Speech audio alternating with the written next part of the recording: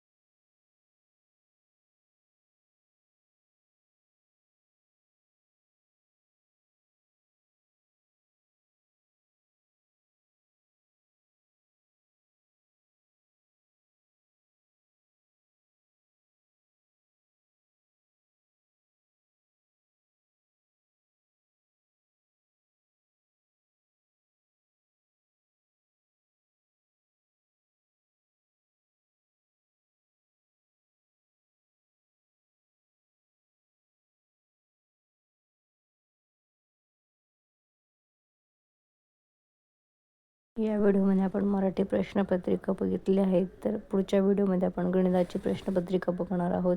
जर तुम्हाला व्हिडिओ आवडला असेल तर लाईक करा, शेअर करा, सबस्क्राईब करा. थँक्यू.